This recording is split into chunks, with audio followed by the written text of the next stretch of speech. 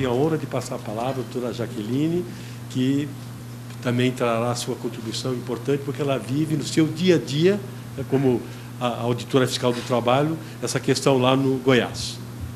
Eu quero agradecer a doutora Jaqueline por ter vindo aqui, aceitado o nosso convite. Muito obrigado. Obrigada. Eu vou levantar também, eu não sou professora, não, mas eu não aguento mais ficar sentada. Estou cansada. Daí você imagina como é que é a vida do motorista, né? Que tem que ficar ao volante aí quantas horas, prestando atenção na estrada, no buraco, na falta de acostamento, no animal que fica cruzando, né? E ter a atenção necessária para a condução segura, para a segurança rodoviária, com jornadas de trabalho tão estendidas. Eu vou falar para você, eu vou entrar na aplicação da lei, como nós temos usado, o que de melhor ela tem. Tá? Acompanhei também todo esse processo no Congresso Nacional. Eu entrei para a Coordenação Regional do Transporte de Cargas e Passageiros em 2009. Antes disso, eu estava coordenadora do setor combate ao trabalho escravo no setor sucroenergético, e foi lá que eu aprendi a fazer carga.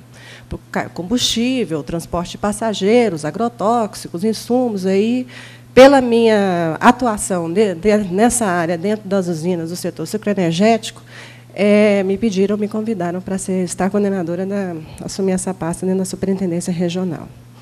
Bom, um breve histórico. A Secretaria de Inspeção do Trabalho, em 2009, houve uma mudança de metodologia da atuação dos auditores fiscais no país.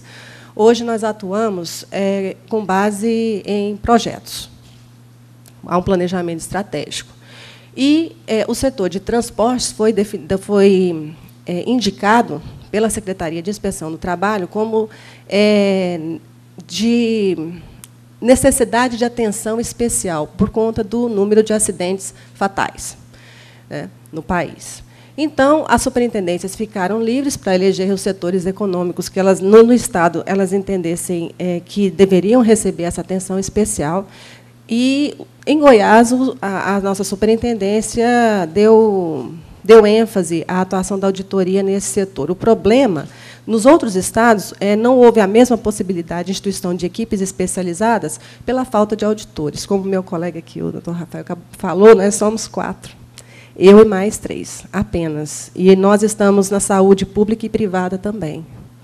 Quer dizer, para essa lei pegar, os agentes de controle têm que fiscalizar, né?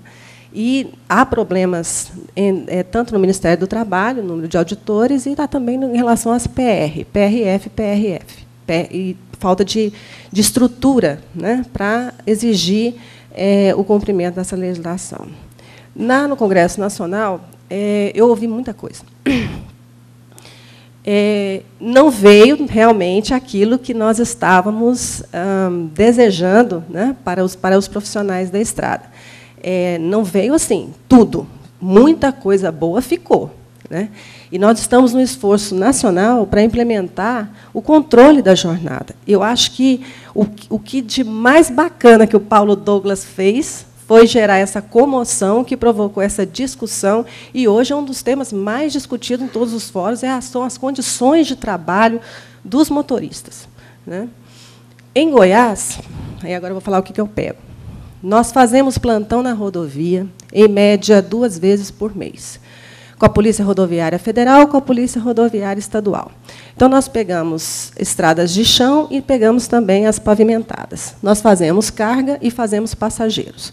A equipe fez os cursos junto com a Polícia Rodoviária para entender, para fazer a leitura, conhecer os tacógrafos e saber fazer a leitura dos discos. Dos rastreadores é mais fácil, mas do disco nem todo mundo sabe ler, né? Acho que alguns aqui talvez não tenham esse conhecimento. E aprender a verificar o equipamento, né, se ele está em boas condições de funcionamento, para que aquelas informações que estão no disco sejam verídicas, né?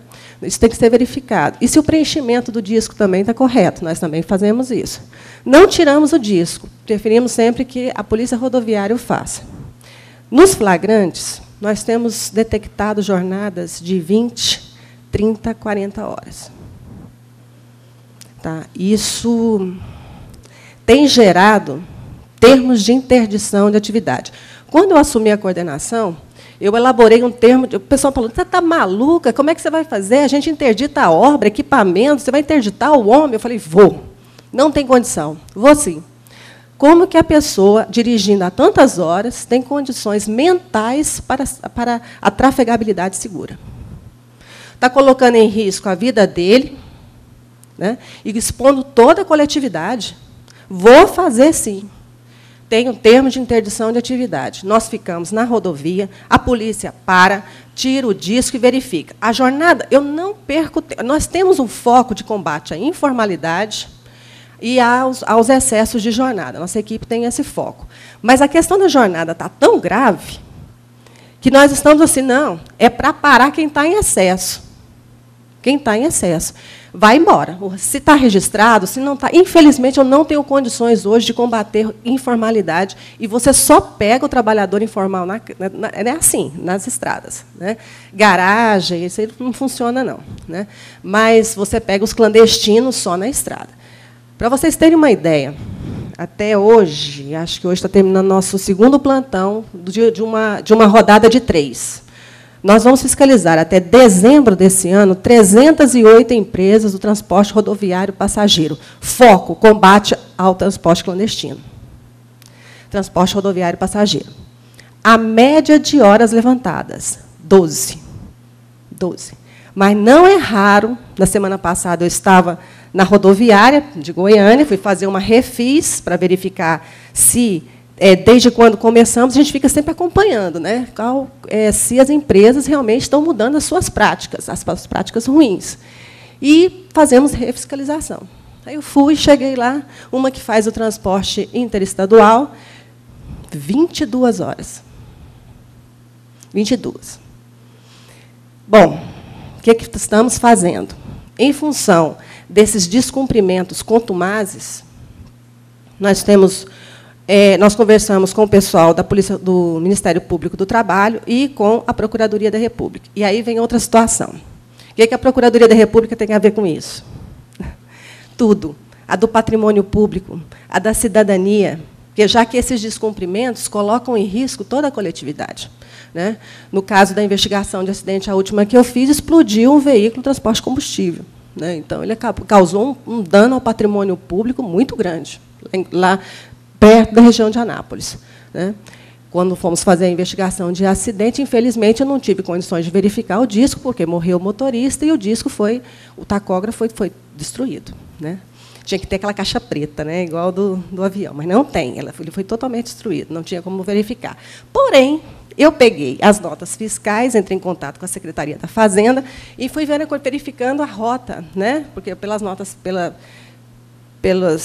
fiscais, pela carta frete, pelo romaneio, quem é do transporte que sabe muito bem, que a gente sabe onde vocês passaram inteirinho. Né? Então, eu verifiquei aí que ele tinha aproximadamente, ele estava rodando aproximadamente 30 horas. Ele tombou, ele virou sozinho, numa pista pavimentada, sem nada. Ele não bateu em ninguém, nada, nada. Ele dormiu. Né? E aí nós pedimos, conversamos com o MPT e com o Ministério Público Federal o seguinte: olha, estamos flagrando graves excessos de jornada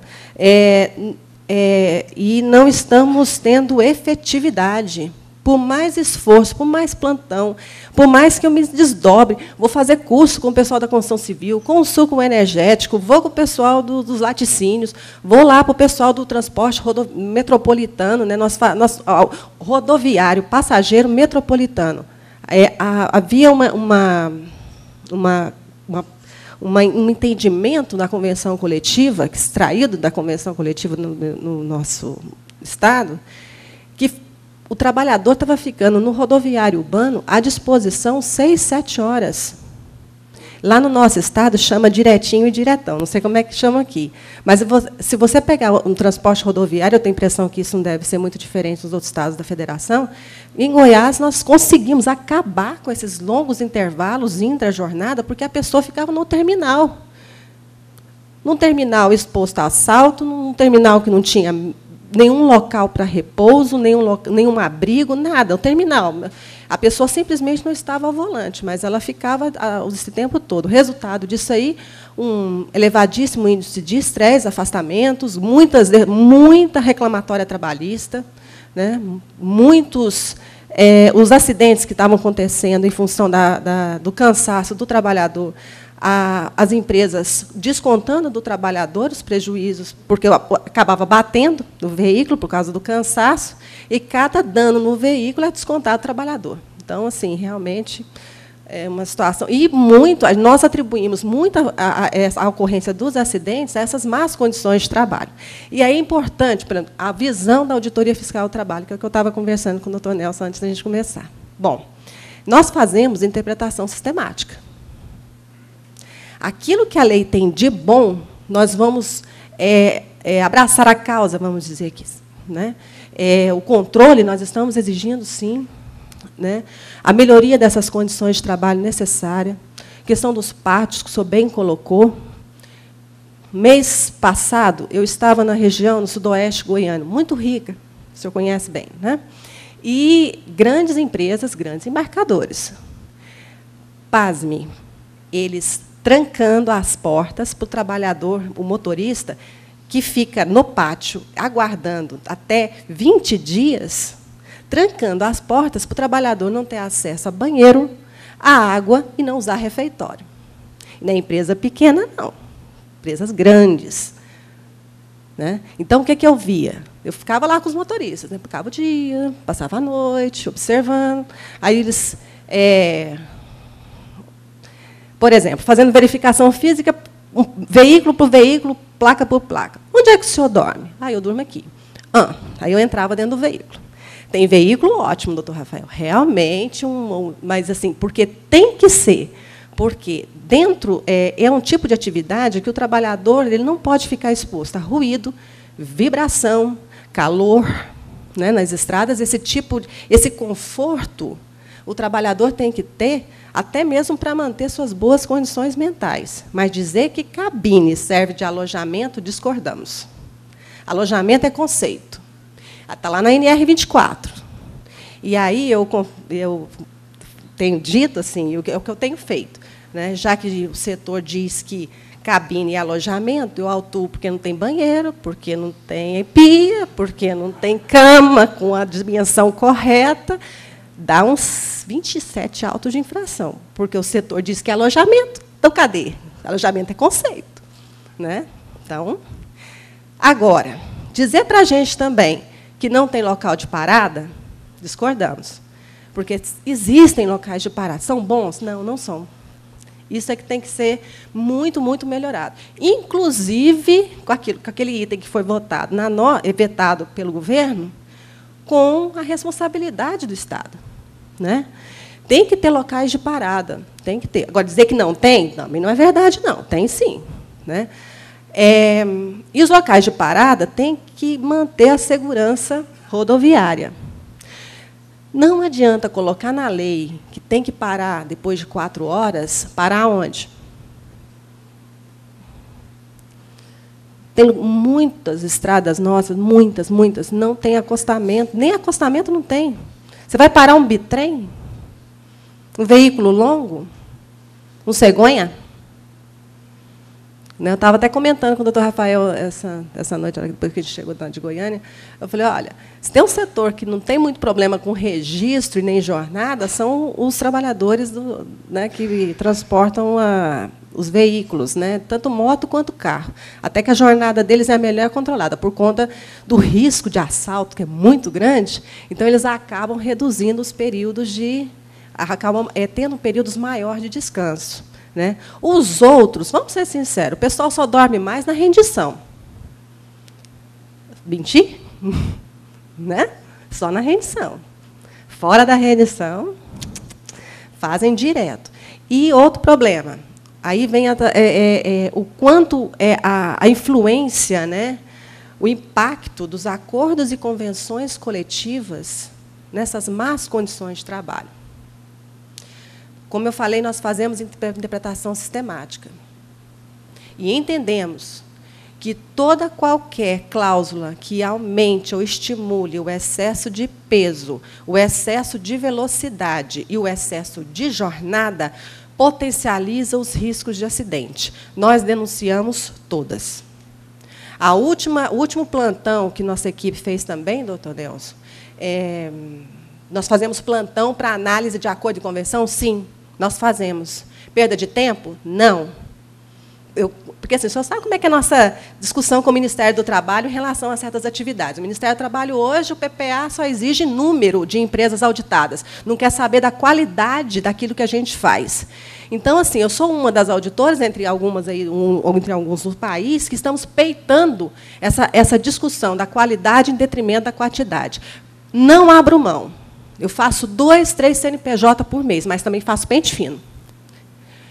Tudo. Analiso aquilo que o doutor acabou de mostrar, das responsabilidades do embarcador, das responsabilidades dos sindicalistas, inclusive, nos acordos e convenções coletivas, porque nós entendemos que a solidariedade plena não é só em relação àqueles que o Código de Trânsito colocou, não. Aí veio o nosso assunto com a Procuradoria da República e do Trabalho. Nós chamamos todo mundo, eu expliquei, olha, estou enxugando gelo, estou ficando cansada, fico lá com o pessoal na estrada de dia, de noite, é sol, é chuva, e apontando um monte de problema. Faço interdição, coloco nos autos de infração. Em um ano, nós temos 2.003 autos de infração lavrados só de jornada. Até agora. E eu não estou vendo uma mudança. Tanto é que eu vou para a refiscalização, e continuamos constatando excessos de jornada. Né? Olha, a conversa está assim. A Procuradoria da República chamou, acho que talvez até o senhor saiba disso, não sei se eu tenho conhecimento, mas a Procuradoria chamou sindicato patronal e trabalhadores. Conversamos todo mundo. Vocês também serão responsabilizados, porque todos os autos de infração que o Ministério do Trabalho mandar para cá, Polícia Rodoviária, estadual e federal, mandar para cá, e nós apontarmos nos acordos e convenções coletivas que vocês também estão potencializando os riscos de acidente, não só quem firma os contratos comerciais, que fazem aquelas pressões de tempo e tudo mais, para entregar a carga no tempo certo e tudo mais, mas os sindicatos também vão responder. Por quê? Ninguém lê Constituição, viu, doutor Rafael? Ninguém lê CLT, tá? Só a gente. Agora, todo mundo sabe de cor e salteada a convenção coletiva e o acordo coletivo. Essa lei, a hora que ela foi fruto, ela é fruto dessas discussões das classes, das entidades, né? Ela, muito do entendimento, né, das bases foi para ela, né? Nós respeitamos, nós acompanhamos a luta, né, da classe trabalhadora, inclusive, né, na implementação da lei, dos argumentos e tudo, mas tudo aquilo que passou, que nós entendemos que afronta a integridade física, moral, mental, nós não estamos aceitando, de maneira alguma. Nós estamos na década. Em 2011, a Organização Nacional das Nações Unidas instituiu a década das ações para a segurança no trânsito. Né? Então, o Brasil, essa discussão toda, ela vem de encontro justamente, né, a esse movimento, né, dos países na ONU, justamente porque problema no transporte, o Brasil não é privilégio do Estado brasileiro, o transporte é problema no mundo inteiro, de poluição a acidentes, rola tudo. Né? Agora, nosso esforço, e aí eu estou falando nosso esforço em Goiás, tá? Nosso esforço no Estado de Goiás está sendo assim, conversando muito com a patronal, muito com a entidade dos trabalhadores e fiscalizando. Porque também não adianta conversar e não reprimir. Tem que sentir o impacto de que aquilo está sendo dito ali tem uma repercussão aqui. Né? Qual o motivo? Como que você vai melhorar a jornada de trabalho se você não tem como repor mão de obra? Outro problema. E aí eu sei disso. Aí eu falei para o pessoal da CNT. Pois é, então você tem que atrair os jovens para o seu setor. Com más condições de trabalho, isso não irá acontecer.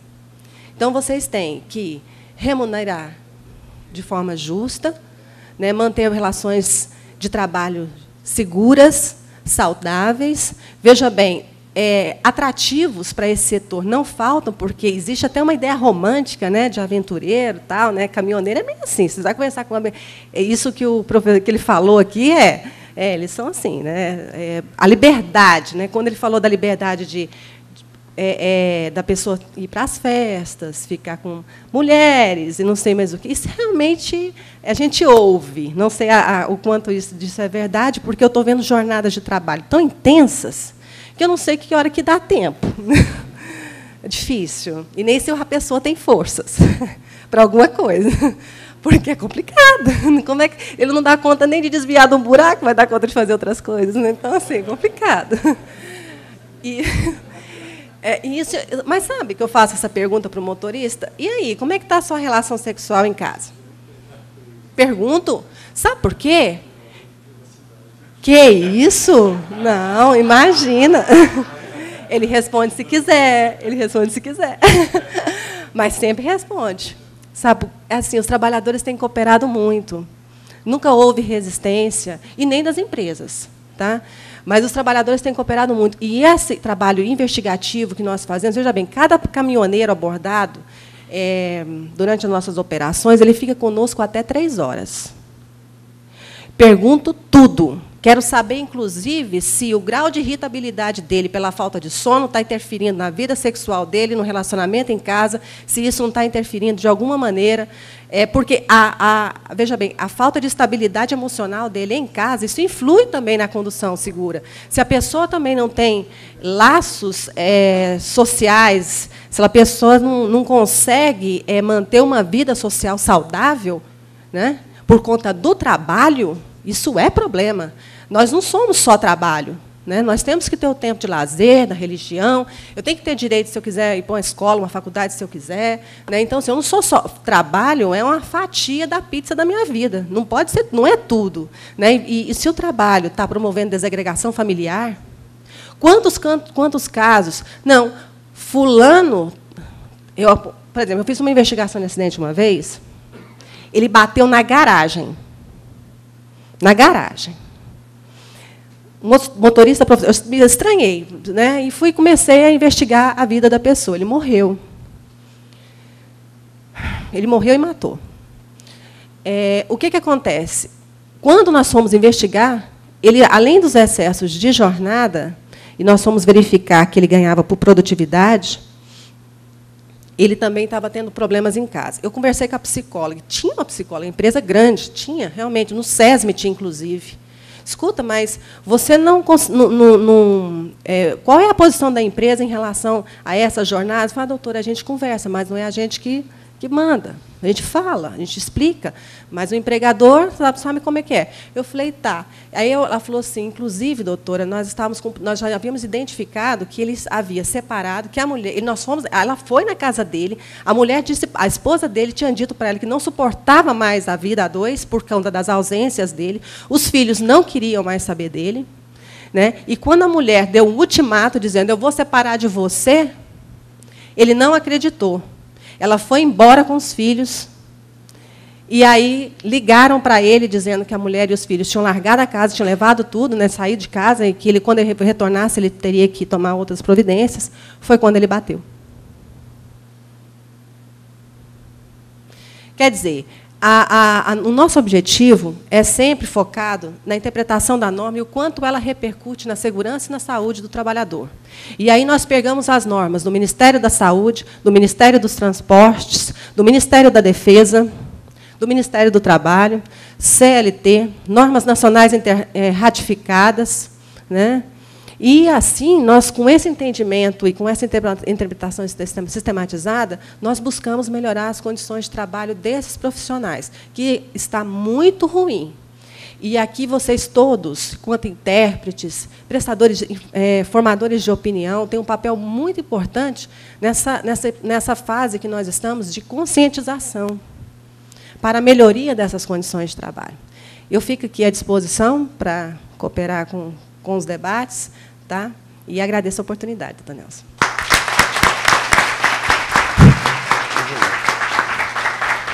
Quero cumprimentar a doutora Jaqueline.